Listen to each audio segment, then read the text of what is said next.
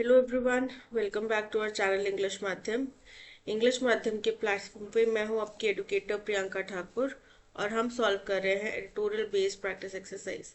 Start करते हैं आज का session with thought of the day, that is our greatest glory is not in never feeling. यानी कि हमारे सबसे बड़ी जो अच्छाई है, सबसे बड़ी जो एक ग्लोरी की बात है, विक्ट्री की बात है, हमने बहुत कुछ हासिल करा है, ऐसी बात है, वो ये है कि ये नहीं है कि हम कभी हारे नहीं, पर जितने बार भी हम गिरे, जितने बार भी हम हारे, उतने बार हम डबल जोश के साथ में खड़े हो गए। इसमें हमारी सबसे बड़ी जीत है।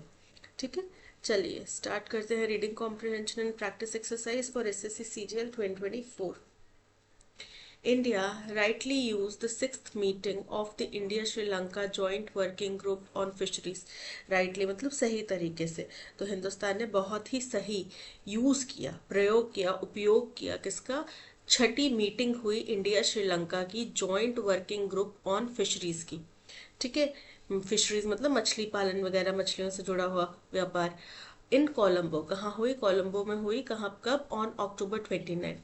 As an opportunity to again call for a meeting.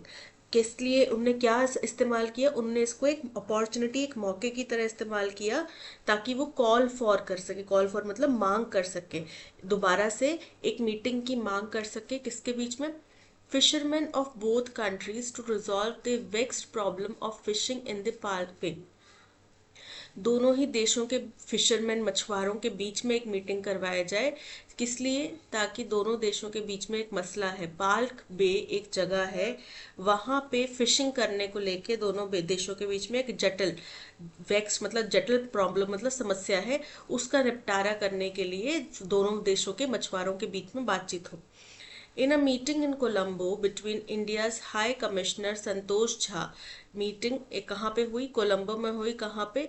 Hindustan के हाई कमिश्नर संतोष झा और श्रीलंकन प्रेसिडेंट अनुरा कुमारा दिसानायक, इनके बीच में। Stress was laid on the importance of a long term resolution. Stress laid मतलब कि जोर दिया गया। किसके ऊपर जोर दिया गया? इम्पोर्टेंस, महत्वपूर्णता, किस चीज की? लॉन्ग टर्म, लंबे समय तक चलने वाले रेजोल्यूशन, समाधान के ऊपर। That respects the needs of fisherman and promotes cooperation, जो कि मछुआरों की जरूरतों को समझे, उनको सम्मान करे और दोनों ही तरफ से कोऑपरेशन को प्रमोट करे, बढ़ावा दे। Mr. Dissanayake affirmed his commitment to protecting Sri Lanka's interest। Mister Dissanayake ने अफर्म करा, पुष्टि करी कि उनका पूरा दायित्व है, पूरी प्रतिबद्धता है, वचनबद्ध है वो श्रीलंका के हित को बचाने के लिए, प्रोटेक्ट करने के लिए। तो अब श्रीलंका का हित मतलब वहां के मछुआरों का हित भी आएगा। ठीक है। वीक्स अर्लियर, कुछ हफ्ते पहले, when India's external affairs minister S Jaishankar met the president, जब हिंदुस्तान के external affairs minister S Jaishankar president से मिले, the subject had come up for discussion, तब ये मसला जो है चर्चा में आया, डिस्कशन में आया। The idea of talks between fishermen seems to have takers। अब seems to have takers का मतलब होता है कि इसमें लोग रुचि दिखा रहे हैं, कई सारे लोग हैं जो इस बात को, इस विचार को सहमत रख रहे हैं, इससे विचार से सहमति रख रहे हैं। किस विचार से? कि दोनों देश के मछुआरों के बीच में बातचीत कराई जाए, इस विचार से कई सारे लोग सहमति जता रहे हैं। ऑन अक्टूबर 25, 25 अक्टूबर को, फिशरमैन स्टेज्ड अ डेमोन्स्ट्रेशन इन रामेश्वरम वांटिंग टॉक्स। रामेश्वरम में मछुआरों ने एक डेमोन्स्ट्रेशन, धरना प्रदर्शन जैसे होता है या फिर प्रदर्शन होता है, वैसा किया, ये मांग करते हुए कि हमें बातचीत करनी है। Nearly 8 months ago, लगभग 8 महीने पहले, representatives of the fisher folk from the northern province had appealed for negotiations with their Tamil Nadu counterparts। पूरे लगभग 8 महीने पहले रिप्रेजेंटेटिव्स कौन होते हैं? प्रतिनिधि जो होते हैं। कहाँ के? मछुआरों के प्रतिनिधि। कहाँ के? नॉर्दर्न प्रोविंस के, श्रीलंका के नॉर्दर्न प्रोविंस के मछुआरों के प्रतिनिधि क्या किया था? अपील्ड, उन्होंने अपील करी थी, गुहार लगाई थी, किस चीज की? निवेदन किया था कि भाई तमिलनाडु के जो उनके सहयोगी हैं, काउंटर पार्ट्स मतलब उन्हीं के बराबरी के जो लोग हैं, यानी कि अब ये क्या है? मछुआरे हैं, तो वहां के जो मछुआरे हैं, उनके रिप्रेजेंटेटिव्स हैं, हम उनके साथ में नेगोशिएशंस करें, बातचीत करें। Despite their complaints about destructive bottom trawling by the other side, हालांकि उनको ये भी शिकायत थी कि हिंदुस्तान की तरफ से बॉटम ट्रॉलिंग, डिस्ट्रक्टिव मतलब विनाशकारी रूप से बॉटम ट्रॉलिंग। बॉटम ट्रॉलिंग क्या होता है कि समुद्र के तल के अंदर बिल्कुल एकदम निचले लेवल के ऊपर आप जाल बिछाकर मछली पकड़ते हैं। उससे क्या होता है वहाँ के जो कोरल एनिमल्स हैं उनको भी डिस्ट्रक्शन होता है, वो भी खराब होते हैं। तो ये काफी डिस्ट्रक्टिव है, विनाशकारी है। तो श्रीलंकन मछुआरों ने ये आरोप लगाया कि हिंदुस्तानी मछुआरे ऐसा कर रहे हैं। इसके बावजूद उन्होंने तमिलनाडु के मछुआरों से बातचीत करने के आह्वान किया। It is up to Sri Lanka to respond. अब ये श्रीलंका के दायित्व है कि वो क्या जवाब देते हैं, उनके जवाब का हमें इंतजार है।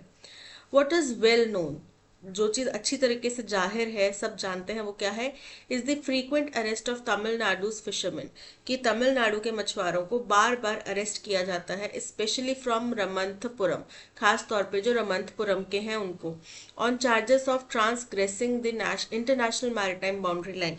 ट्रांसग्रेस करना मतलब उल्लंघन करना। तो किस आरोप में इनको पकड़ा जाता है, इनको बार बार पकड़ा जाता है कि इंटरनेशनल मैरिटाइम बाउंड्री लाइन जो है वो उसका उल्लंघन करते हैं। Many are released after India's intervention, इनमें से कईयों को रिलीज कर दिया गया हिंदुस्तान के हस्तक्षेप के बाद में। According to Tamil Nadu chief minister M.K. Stalin, Tamil Nadu के सीएम जो है M.K. स्टालिन, उनके अनुसार एज ऑन अक्टूबर 27 अक्टूबर की अगर हम बात करें, there were 30 incidents of arrest this year. तो अब तक इस साल में 30 अरेस्ट की घटनाएं हो चुकी हैं। 140 fishermen and 200 boats are with Sri Lanka, जिसमें से 140 मछुआरे और 200 उनकी नावें जो है अभी श्रीलंका के पास में है। There were casualties on both side, दोनों ही तरफ से लोगों हताहत हुए हैं, विक्टिम हुए हैं, जान माल का नुकसान हुआ है। ठीक है। इन जून एंड अगस्त, कब, जून और अगस्त के महीने में, in operations by Sri Lanka to nab Tamil Nadu's fisherman, जहां पे नैब करना मतलब पकड़ना, श्रीलंका की तरफ से एक ऑपरेशन चलाया गया हिंदुस्तान में तमिलनाडु के मछुआरों को पकड़ने के लिए। उन इंटरनेशनल बॉर्डर्स में जो तमिलनाडु के मछुआरे हैं उनको पकड़ने के लिए अभियान चलाया गया, उसमें दोनों ही तरफ से काफी लोग घायल हुए या हताहत हुए। However, what appears to be a new trend is the increasing detention of Indian fishermen. लेकिन फिर हालांकि जो भी देखने मिल रहा है वो ये है कि हिंदुस्तानी मछुआरों को बहुत भारी संख्या में डिटेंशन दिया जा रहा है। डिटेंशन मतलब कैद किया जा रहा है।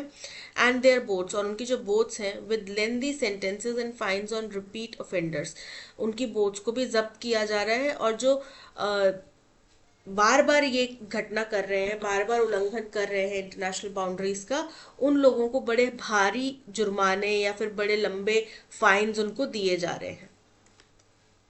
This is by India's long standard position, इसीलिए हिंदुस्तान का जो दीर्घकालिक लंबे समय का जो एक स्टांस है, पोजिशन है, that the issue has humanitarian and livelihood angles, की इस मसले में एक मानवीयता का एंगल है, एक लोगों की रोजगार का एंगल जुड़ा हुआ है, एज्यूम सिग्निफिकेंस। इसलिए हिंदुस्तान का ये जो पोजिशन है, ये जो स्टांस है, ये बहुत ज्यादा महत्वपूर्ण हो जाता है।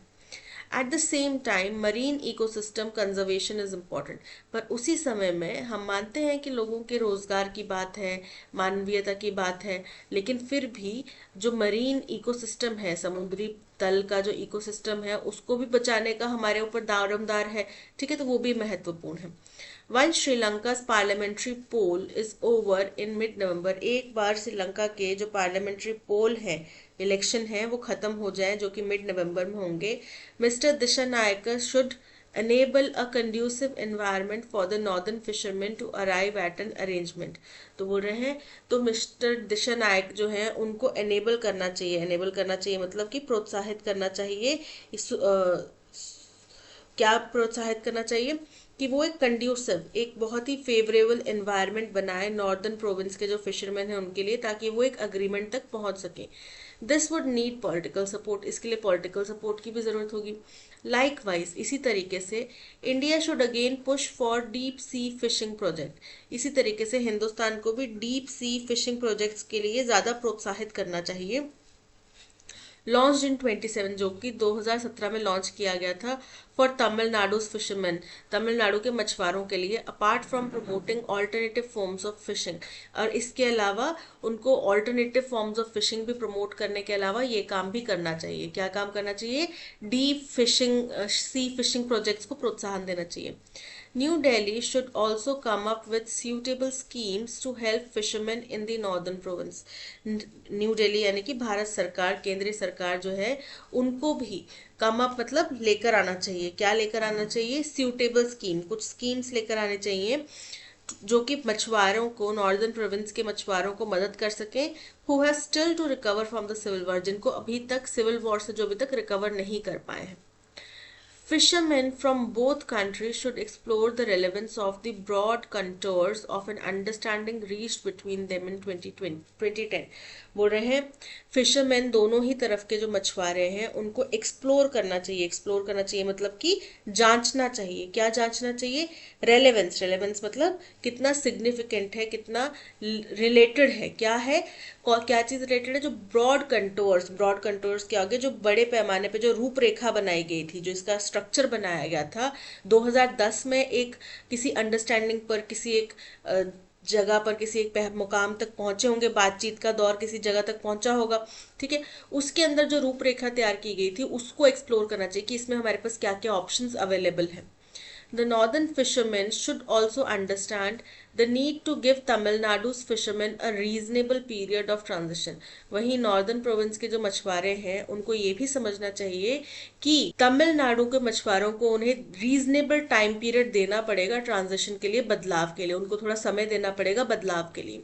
A combination of measures by all stakeholders is what can resolve the Park Bay dispute.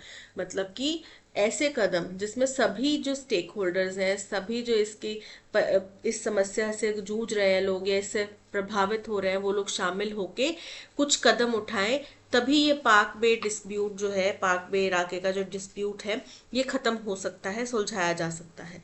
ठीक है, आई होप आपको समझ में आया होगा. पैसेज में क्या हुआ है कि हिंदुस्तान और श्रीलंका के बीच में, मछुआरों के बीच में डिस्प्यूट रहता था हमेशा से मछली पकड़ने को लेके, जिसकी वजह से कई बार उनके मछुआरों को हमने पकड़ा है, कई बार हमारे मछुआरों को उनने पकड़ा है. इसी साल में 30-32 बार वो लोग पकड़ चुके हैं अभी तक हिंदुस्तान के, तमिलनाडु के मछुआरों को. ठीक है, तो ये होता क्यों है? क्योंकि मछली पकड़ना मछुआरों का बेसिक लाइवलीहुड है. ठीक है, उनको उसकी संसाधन चाहिए.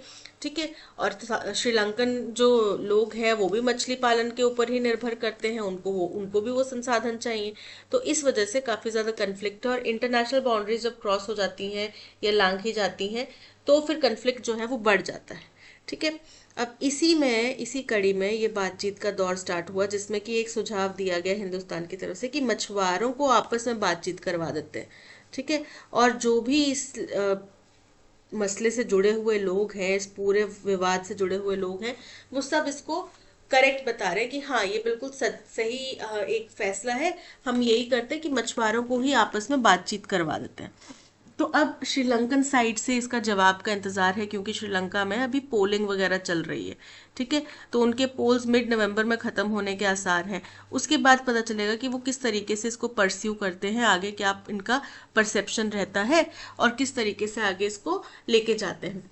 पर जो एक मोटे तौर पे हमने डिस्कस किया वो ये किया कि लाइवलीहुड की बात है, और दोनों देशों को ये समझना पड़ेगा कि लोगों के लिए बेहतर क्या है, उस हक में फैसला लिया जाए पर्सनल ग्रजेस या ईगोस को साइड में रख के, और दोनों ही देशों को एक दूसरे को टाइम देना पड़ेगा कुछ चीजें समझ के. ठीक है, तो ये था पैसेज. अब चलते हैं क्वेश्चन नंबर 1 की तरफ. What is the tone of the passage? Passage की टोन कैसी? कुछ ऑप्टिमिस्टिक दिखा. एक चीज ऑप्टिमिस्टिक दिखी कि मछुआरों को बातचीत कराने का प्रस्ताव हिंदुस्तान ने दिया है, लेकिन श्रीलंका की तरफ से भी उसके ऊपर रिस्पॉन्स नहीं आया है. इंटरेस्ट उन्होंने जाहिर किया है पर रिस्पॉन्स नहीं आया है कि क्या करते हैं वो आगे. ठीक है, तो ऑप्टिमिज्म पूरा तो नहीं दिख रहा.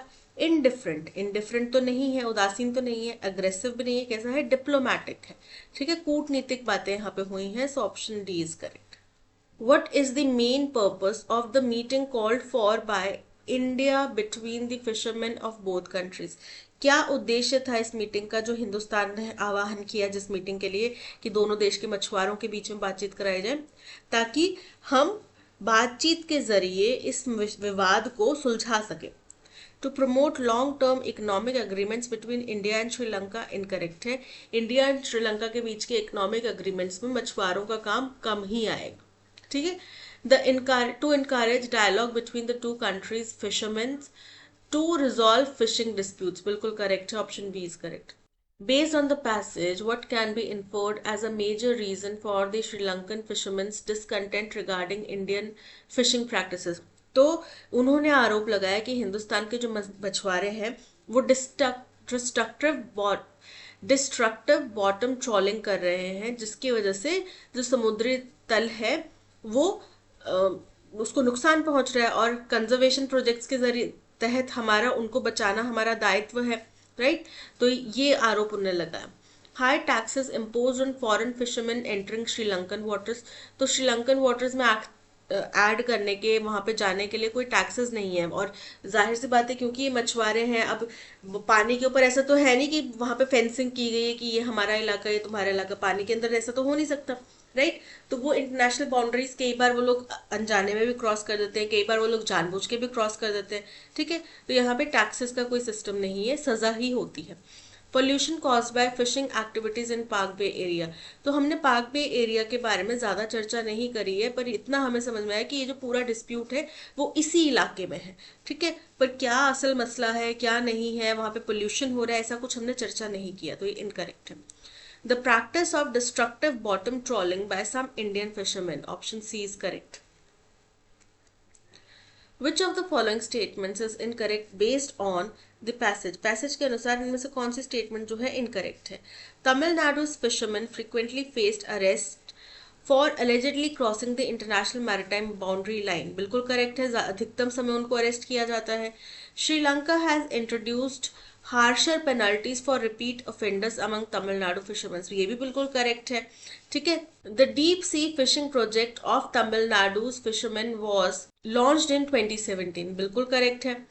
Tamil Nadu's fishermen have reached an agreement with Sri Lanka's northern fishermen for on fishing boundaries. Incorrect है।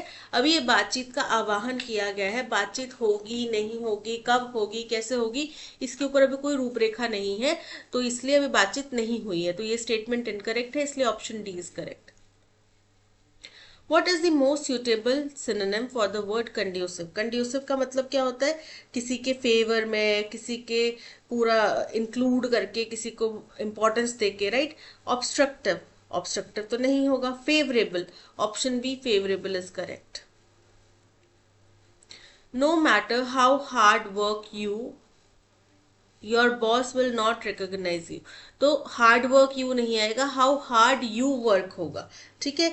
क्योंकि हाउ के बाद हमेशा एडजेक्टिव या एडवर्ब का यूज होता है।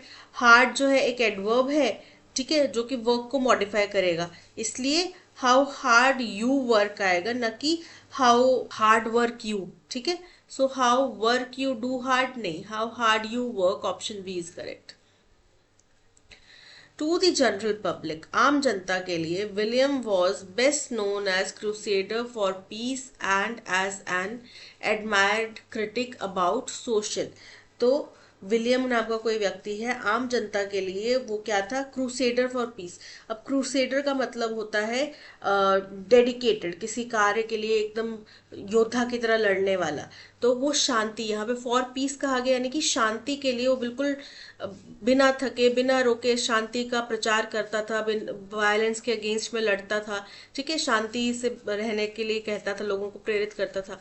And as an admirer, admirer मतलब प्रशंसक, तो एडमायर्ड मतलब प्रशंस, जो कि जिसकी प्रशंसा होती है, जिसके लोग सम्मान से देखते हो, जिसकी तरफ किसी चीज के लिए आप रिस्पेक्टफुल तरीके से देखते हो। जैसे कि हम विकास दिव्यकीर्ति सर को की तरफ देखते हैं कि इतनी शांति से कोई व्यक्ति कैसे बात कर सकता है, इतनी समझ से कोई व्यक्ति कैसे बात कर सकता है, राइट। तो एडमायर करते हैं ना, तो वो एडमायर्ड किया जाता था किसके लिए? Critic about. क्रिटिक क्या होता है? किसी चीज को एनालाइज करना, इवेलुएट करना। और अबाउट यहाँ पे इनकरेक्ट है, क्रिटिक के साथ में जो करेक्ट प्रपोजिशन आएगा वो होगा ऑन, ना कि अबाउट। तो किसका क्रिटिक था? वो सोशल, पॉलिटिकल और एथिकल सब्जेक्ट्स का क्रिटिक था, जिसको लोग बहुत एडमायर करते थे, ठीक है। तो आम जनता के लिए विलियम सबसे बेहतरीन किस लिए जाना जाता था? क्रूसेडर फॉर पीस, शांति का एक प्रेरक या फिर शांति का एक प्रचारक के रूप में जाना जाता था, और उसको एडमायर किया जाता था। उसके जो क्रिटिक्स थे, उसका जो एनालिसिस था किसके बारे में? सोशल, पॉलिटिकल और एथिकल सब्जेक्ट्स के ऊपर, उसके लिए उसको लोग एडमायर करते थे। In peace and as an admired critic about, about नहीं आएगा. For peace and as an admire critic, by भी नहीं आएगा. For peace and an as an admire critic on. ठीक है, क्योंकि क्रिटिक के साथ में प्रपोजिशन ऑन आएगा. So option C is correct. The study of coins, जब आप सिक्कों की पढ़ाई करते हैं तो उसको बोलते हैं न्यूमिस्मैटिक्स. कार्टोग्राफी, कार्टोग्राफी जब आप मैप्स वगैरह ड्रॉ करते हैं, ठीक है, तो वो हो गया कार्टोग्राफी. कार्टोग्राफी मैप से रिलेटेड है. ठीक है, ये कॉइन्स से रिलेटेड है. कोरियोग्राफी डांस से रिलेटेड है. और इंफॉर्मेटिक्स जो है वो इंफॉर्मेशन टेक्नोलॉजी से रिलेटेड है. तो यहाँ पे option B numismatics is correct. Ram went to dash an ice cream, ice cream खरीदने गया होगा. बाय, ये तो है बाय बाय वाला बाय, कि आप किसी से अलविदा कह रहे हैं. ठीक है, वो हो गया बाय. ये है बाय, बाय मतलब किसी के पास में, किसी चीज के पास से गुजरना. ठीक है, तो ये है बाय मतलब खरीदना. और ये है बायर, जिसका अर्थ होता है गाय भैंसों का तबेला.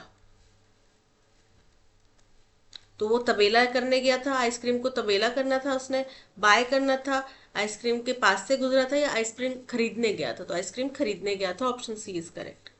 अ person who is inclined to see the worst aspect of things, कोई ऐसा व्यक्ति जो हर परिस्थिति में बुरा ही निकालता है. ठीक है, उसके अंदर से बहुत ज्यादा नेगेटिव चीजें निकालता है. चाहे कुछ अच्छा भी हो रहा हो तो भी उसके अभी तो तुम खुशी मना रहे हो लेकिन थोड़ी देर बाद देखना बॉस डांटेंगे, ऐसे करता है. मतलब कुछ ना कुछ नेगेटिव लेकर आता है. तो वो क्या हो गया, ऑप्टिमिस्टिक नहीं. ऑप्टिमिस्टिक तो पॉजिटिव होता है व्यक्ति की, बुरे में से भी अच्छा ढूंढ के निकाले. फिलेंथ्रोपिस्ट, जो दूसरों की सहायता करता हो. पेसिमिस्टिक, निराशावादी, जो नेगेटिव को ज्यादा देखता है. So option C is correct. Altruist, altruist का मतलब परमार्थी. ठीक है, लोगों के वेलफेयर के लिए कुछ काम करने वाला. So option C pessimist is correct. Thankful मतलब आभारी होना. अब आभारी होने का सिनोनिम क्या होता है. फर्स्ट है ऑब्लाइज्ड, ऑब्लाइज्ड का मतलब भी आभारी है. I am very much obliged that you came and help me on this very difficult situation. ठीक है, तो ऑब्लाइज्ड का मतलब क्या हो गया, किसी का आभारी होना. अनग्रेटफुल, अनग्रेटफुल मतलब गैर शुक्र होना, आप मतलब उसको थैंकफुल नहीं है.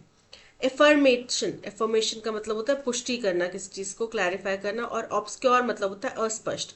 तो यहाँ पे option A obliged is correct. Labour, labour का मतलब क्या होता है, लेबर मतलब मेहनत. लेबर में जो व्यक्ति काम कर रहा है वो कड़ी मेहनत कर रहा है. ठीक है, सिनोनिम क्या हो जाएगा. फर्स्ट है रिलैक्सेशन, रिलैक्सेशन तो मतलब आराम, और मजदूर को कहाँ आराम, तो आराम नहीं होगा. टॉयल, टॉयल का मतलब होता है कड़ी मेहनत करना. So option B is correct.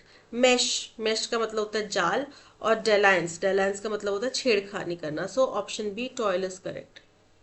In those days, उन दिनों में, we did not expect luxuries, हम बहुत बड़ी लग्जूरियस चीजों की एक्सपेक्टेशन नहीं रखते थे. We were thankful if we could keep the wolf from the door.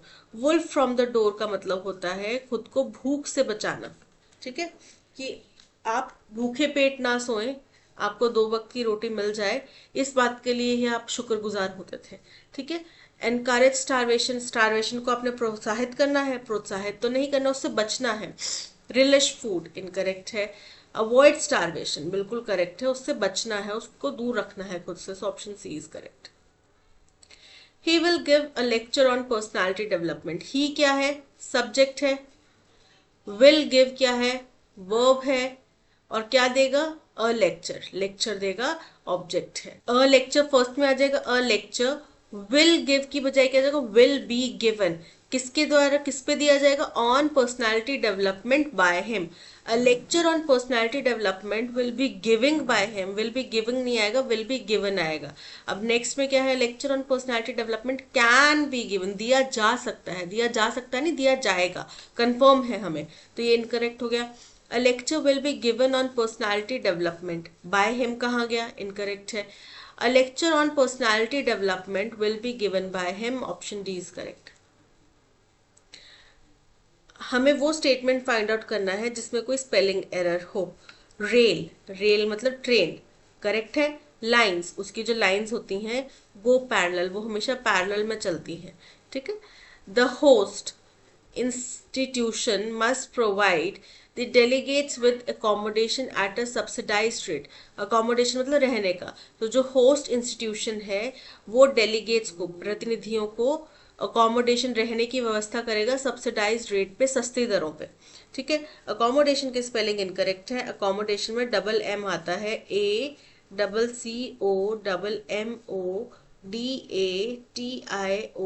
accommodation. ठीक है. सो ऑप्शन बी में एरर है. My cousin works day and night to achieve success in life. Day and night मतलब कड़ी मेहनत करना, दिन रात मेहनत करना. तो around the clock, around the clock मतलब निरंतर काम करना. ग्रेट डीलिंग, अच्छी मात्रा में, काफी अच्छी वैल्यू के साथ में. वेल ऑफ टीयर्स का मतलब होता है जब हम एक दुनिया, ऐसी दुनिया को देख रहे हों या ऐसी दुनिया सोच रहे हों जो कि हमें बहुत दुखी लगे, बहुत डिफिकल्ट लगे. अ हैंडफुल यानी कि आपकी मुट्ठी में जो आ सके. तो यहाँ पे around the clock, option A is correct. Entire, entire मतलब पूरा. ठीक है. कंप्लीट, संपूर्ण. एंटोनिम क्या हो जाएगा? Incomplete. First option A incomplete is correct. Undivided, undivided मतलब जो किसी भी तरीके से विभाजित नहीं हो, अखंड हो. इनग्रेस, इनग्रेस का मतलब होता है प्रवेश करना, एंट्री पॉइंट. और थरो, थरो मतलब पूरी बारीकी से, पूरा, कंप्लीट. तो यहाँ पे option A incomplete is correct. Doctor Sinha has brought about a new book on social impact of child labour. बोल रहे हैं कि डॉक्टर सिन्हा जो है उन्होंने एक नई किताब लेकर आई है, किसके ऊपर? सामाजिक इम्पैक्ट क्या पड़ेगा चाइल्ड लेबर का, उसके ऊपर. ठीक है. तो ब्रॉट अबाउट का मतलब होता है कुछ परिवर्तन लेकर आना, कुछ बदलाव लेकर आना. लेकिन वो बदलाव तो नहीं लेकर आए, वो एक किताब लेकर आए. तो ब्रॉट आउट होगा ब्रॉट अबाउट के बजाय. क्या होगा? Brought out. So option A में एरर है.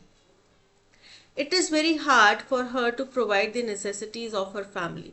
उसके लिए ये बहुत मुश्किल है कि वो अपने परिवार के लिए जरूरी चीजें मुहैया करा सके. तो प्रोवाइड के साथ में जो प्रपोजिशन है वो टू आता है. ठीक है. To provide the necessities of की बजाय क्या आ जाएगा? टू हर फैमिली, उसके परिवार की जरूरतों की बात कर रहे हैं ना. तो provide the necessities to her family, option A is correct. His behaviour vexes me sometimes. Vexes का मतलब होता है परेशान करना, फ्रस्ट्रेट करना. तो बोल रहे हैं कि उसका जो व्यवहार है वो मुझे कुछ कभी कभी बहुत ज्यादा परेशान करता है. तो हमें ऐसा सेंटेंस बताना है जो इसको पैसिव वॉइस में कन्वर्ट करे. हिज, उसका, behaviour, vexes me sometimes. His behaviour क्या हो गया? सब्जेक्ट. वेक्स करना क्या हो गया हमारा? वर्ब. और किसको वेक्स करता है? मी. तो क्या हो जाएगा स्टेटमेंट? आई एम, मी का क्या बन जाएगा? I am sometimes vexed by his behavior. I am sometimes vexed by his behavior. Option A is correct. I have a recurring dream. मेरे को बार बार रिपीटेड कोई ड्रीम आता है. Actually I have a few. Actual में कुछ एक dream नहीं है, बहुत सारे कुछ ऐसे ड्रीम्स हैं. One is about dismembering a body. Dismember करना मतलब कि उसके हाथ पैर काटना. तो एक ऐसा सपना है जब मैं किसी बॉडी को, उसके हाथ पैर काट रहा होता हूँ. I would rather not get into it. मैं इसके बारे में ज्यादा बात नहीं करूंगा. But the dash pertinent one, तो मोस्ट पर्टिनेंट होगा क्योंकि उसकी एक्सटेंट बता रहे हैं, या तो मोस्ट होगा या मोर होगा. ठीक है. कि इससे ज्यादा जो मेरे को परेशान करता है, ज्यादा रिपीटेडली आता है, वो क्या है? अबाउट कॉलेज, वो कॉलेज के बारे में है. It's the end of the semester. क्या होता है उस सपने में? कि सेमेस्टर का अंत चल रहा होता है. And I suddenly dash that there is a class I forgot to attend. और मुझे अचानक से ध्यान आता है, या आई सडनली रियलाइज हो सकता है, आई सडनली रिमेंबर हो सकता है, या मुझे अचानक से ध्यान आता है कि एक क्लास है जो मैं अटेंड करना भूल गया हूँ. एवर मतलब पूरे सेमेस्टर मैंने कभी अटेंड नहीं करी है, मैं पूरे सेमेस्टर अटेंड करना भूल गया हूँ. And now I have to sit for the final exam. और अब फाइनल एग्जाम के लिए बैठना पड़ेगा. आई वेक अप पैनिक्ड, और मैं एकदम डर के उठता हूँ. मैं जीपीए इन पेरिल, और मेरे को ऐसा लगता है कि मेरा जो जीपीए है, जीपीए क्या होता है? स्कोरिंग का तरीका होता है. ठीक है. वो पेरिल में है, वो बिल्कुल सैबोटाज होने वाला है, पर वो एकदम कठिनाई में फंसा हुआ है, यानी कि मेरा स्कोर अच्छा नहीं आएगा. How could I have done this. मैं ऐसा कैसे कर सकता हूँ? Why do I so dash dissatisfy my self. मैं इतना ज्यादा डैश डिससेटिस्फाई क्यों करता हूँ खुद को। Then I remember I haven't been in college in more than a decade. फिर मुझे याद आता है कि मैं लगभग एक दशक से भी ज्यादा से कॉलेज नहीं गया हूँ। Someone with dash knowledge of my academic career. अब कोई व्यक्ति जिसको जानकारी होगी मेरे एकेडमिक करियर के बारे में might point out that this nightmare scenario is not that far removed from my actual collegiate experience. तो वो ये जानेगा कि ये जो सपना है, ये जो इतना डरावना सपना है, ये मेरे जो कॉलेज लाइफ का एक्सपीरियंस है उससे कोई बड़ा दूर नहीं है। मतलब वहां पे भी मेरी लाइफ ऐसे ही थी, मैं कुछ मिस कर रहा था बहुत ज्यादा चीजें, और कुछ ऐसा ही खतरनाक सिनेरियो वहां पे भी था। And that at certain times in my life, और कि कभी कभी अपनी जिंदगी में मैं It did not take the magic of slumber to find me completely unprepared for final. Magic of slumber मतलब नींद, गहरी नींद।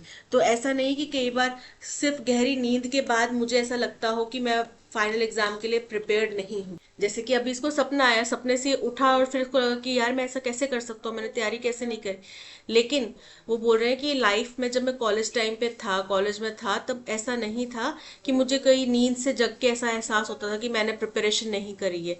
ठीक है, उसको वैसे भी एहसास होता था कि उसने प्रिपरेशन नहीं करी है। एंड वेल, और अब dash of what may or may not be true of my personal scholastic rigor। और अब चाहे कोई बात सच हो या ना हो, मेरे पर्सनल स्कॉलास्टिक मतलब कि स्कूल कॉलेज टाइम का जो स्कॉलरशिप टाइम का जो मेहनत है, समस्याएं, उनके बारे में कोई बात सच हो भी सकती है, नहीं भी हो सकती है। आई suspect the school stress dream is quite a common one. मुझे ऐसा लगता है कि जो लोगों, ये जो स्कूल का स्ट्रेस वाला जो सपना है, ये बहुत सारे लोगों में कॉमन होगा। ठीक है, और ये मतलब अक्सर लोगों को आता रहता होगा। फर्स्ट है I have a recurring dream. मेरे को बार बार रिपीटेडली एक ड्रीम आता है। Actually, I have a few. One is about dismembering a body. I would rather not get into it, but the dash pertinent one, more pertinent one, more मतलब ज्यादा जो rigorously आता है, ज्यादा जो बार बार आता है मेरे को सपना, वो कौन सा है? कॉलेज लाइफ के बारे में। बेस्ट मतलब सबसे अच्छा जो बार बार रिपीट होने वाला सपना है। स्ट्रॉन्ग सबसे मजबूत जो दावेदार है, या सबसे मजबूत जो सपना है। बेटर जो सबसे बेहतर सपना है, इससे कंपैरेटिवली बेहतर है। तो यहाँ पे ज्यादा कंपैरेटिवली ज्यादा सपना जो बार बार आता है उसकी बात की जा रही है। So option A is correct. It's the end of the semester and I suddenly dash realise मुझे सडनली एहसास होता है। प्रॉमिस मैं सडनली खुद से वादा करता हूँ। ऑफर में सडनली कुछ चीज ऑफर करता हूँ, देता हूँ। या फिर प्रेज किसी चीज की प्रशंसा करता हूँ, तो उसको सडनली एहसास होता है ना। सो option A is correct. Why do I so dash dissatisfy myself? Why do I so consistently मतलब बार बार रिपीटेडली, नियमित रूप से मैं खुद को इतना ज्यादा डिससेटिस्फाई क्यों करता हूँ? कन्फ्लिक्टिंगली का मतलब होता है विरोधाभास से। क्लमजीली का मतलब होता है असावधानी से। अनप्रिडिक्टेबली मतलब कि जो आप जिस चीज को आप पहले से नहीं एहसास कर सके कि आप ऐसा करने वाले हैं। तो यहाँ पे कंसिस्टेंटली है कि बार बार क्यों मैं अपने आप को निराश करता हूँ। सो option A consistently is correct. Someone with dash knowledge of my academic. Instigate का मतलब होता है किसी चीज को भड़काना या किसी को उकसाना। डिस्टेंट मतलब दूर से। ब्लीक मतलब उदास, निराशाजनक।